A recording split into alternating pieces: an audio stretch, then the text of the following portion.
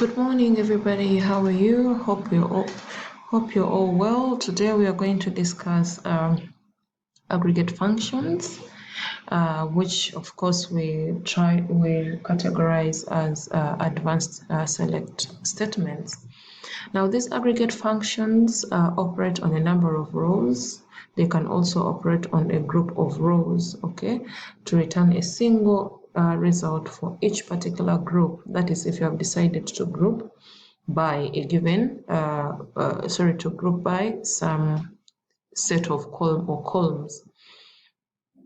Typically, when you're talking of group functions, we have the average, count, max, mean, and sum. In summary, these are the different aggregate functions. We have average, that looks at the average number of rows that you have in your column, but it ignores the null value. So you can say average distinct. Average distinct will only look out for those rows that are distinct and return the average for those, or you can do average all. You can do count all. Count all, this asterisk means all. So when you say count all, it will count all the rows that you have in your table, including the null value. And then this count with braces, okay, will only return columns that are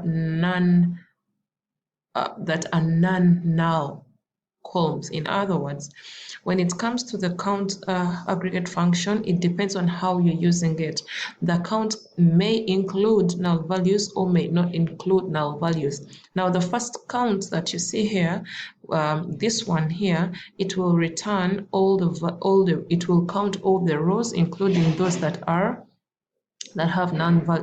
have null values, whereas this count, the second count, will only count the rows that have the values within them. So the maximum distinct, again, it can return the values for only the distinct rows. So it will look at the distinct rows and then return the maximum, or you can do maximum all. The same applies to minimum and the same applies to the sum. So what is key to understand here is the group functions ignore the null values except for this second count, except for this first count, which counts the null values. So the guidelines for using group functions, we're saying that the use of the distinct keyword in a group function is it helps to exclude all rows that are duplicated. So in this case, it focuses only on the non-duplicated values. The data types that we can use in group functions are the char, varchar, int, float, and the date. So for all your columns that have those data types, the group functions can apply to them. And we're saying that all group functions ignore the null values. So the guidelines, again, we continue in saying that you can use the count, you can use the minimum and the maximum for any given data type that I have mentioned above. You can use the minimum on float, you can use the minimum on date, you can use the minimum on varchar and char. You can use the maximum and count for those different types of data types. However, when it comes to the average, sum, variance, standard deviation, these particular functions are specifically considered for numerical data types like int. So the count function has three formats. You have the count all. This returns the number of all rows that satisfies the conditions in your where clause. So in other words, it will count all the rows. Then the count expression, this returns the number of non-null values. In other words, all the rows that that have values are the ones that are going to be returned. Then you say the count distinct expression, it will only return the values for the non-null values that are actually unique or that are actually distinct. So those are the values that will be returned. So when you look at the general syntax of the group function, it is one thing that you need to take care of or to take note of is that group functions will always be in the select statement, in the select clause. Please take note that all group functions are going to be in the select clause. So you select a column, then you group the function, and you give us the columns that you want to group to have your function work on. Then you specify the table where is now the column, and then you group by some column, and then you order by some column. So that is the generic syntax of the group function. Then we have two scenarios of using group functions. One, applying group functions to an entire result set, or you can apply group function to a certain set of a group that you have specified. So if you group by, for example, if you group by last name, or if you group by first name, then you can have a group function on that group that you have identified.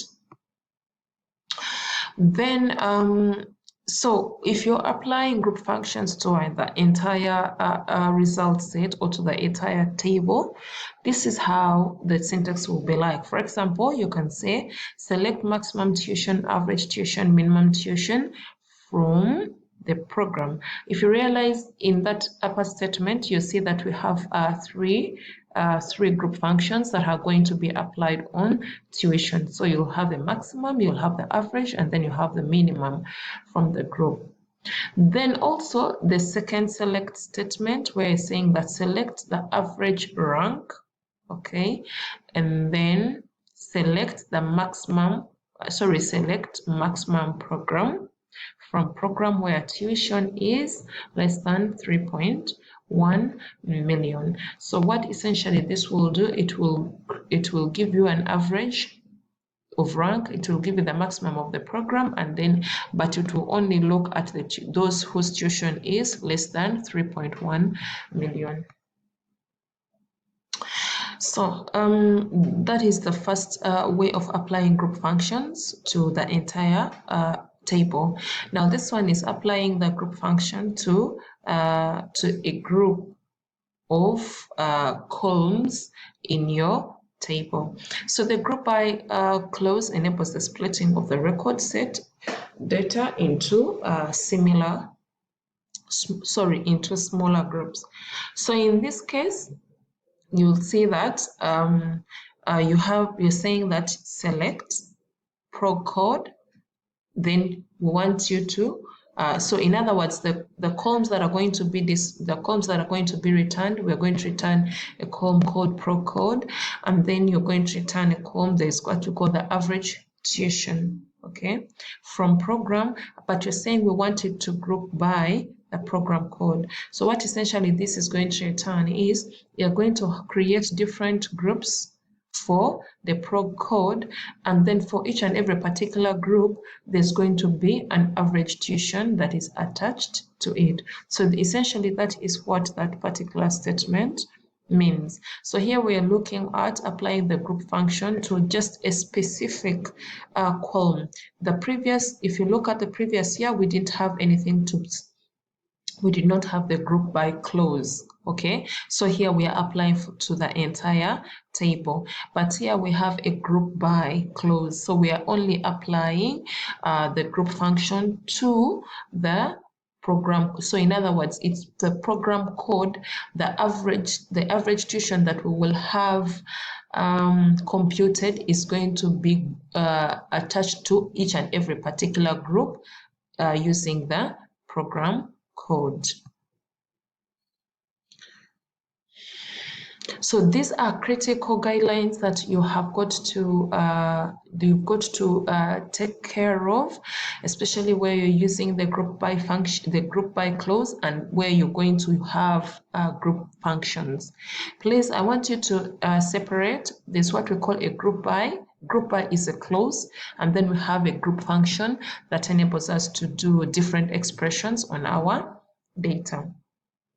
So the first guideline is all columns in the select list that are not in the group functions must be in the group by clause. What do I mean? In other words, this, if you see here, I say select prog name. So prog name is a column that is in the select list. That means even when you're dealing with your group by, this column prog name has got to be in the group by. If you look at the second statement, you're saying select prog name, prog code. These are the columns that you want the system to return. So even when you're looking at the group by, these two columns have got to be stated. So that is the first condition when you're dealing with group by clauses. Then we continue, and then we say that the group by column does not have to be in the select list. We're saying that this is not essential. So we're saying that when you say group by department ID, it doesn't necessarily have to be in the select list. I'm going to reiterate on that. Whatever you have selected in your whatever column that you have selected in the select list, like what we have done here, it must mandatorily, okay, appear in the group by clause. However, what the group by clause, if you have a group by clause department ID, it doesn't have to appear in the select list. So then we have a group function cannot be used in a where clause because why is it so? Because the where clause is used to restrict rows, not restricting the groups. So you cannot have that you can't have a group function in your where clause. We have what we call the having clause. The having clause is used to restrict groups. So what is important for you to know is that the where clause is used to restrict rows, whereas the having clause is used to restrict the groups.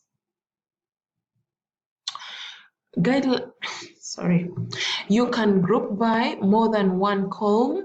Okay, you can say group by first name, last name, tuition, etc, etc. So it's not limited to only one group.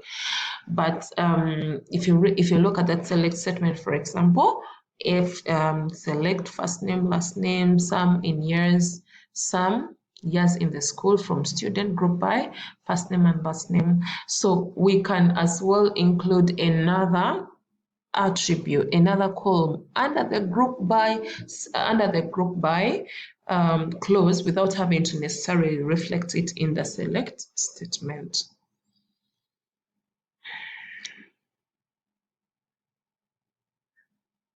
Okay, so now this is just a quiz that I want you to go and try out and see what you'll be able to return as a result.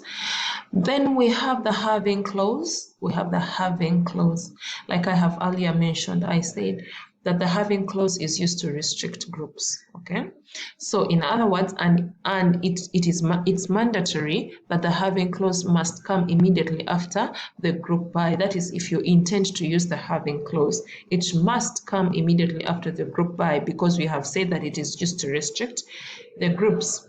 So for example, if you want to find the maximum number of years for each student, but show only the students that have the maximum years in school that are more than 15, then this is the statement that you're going to use. So you're saying that select registration number, maximum in bracket, the number of years. So we want to get the maximum number of years, but we wanted to get it from the table called student. We're going to group by registration number, and then having maximum number of years that are greater than 15.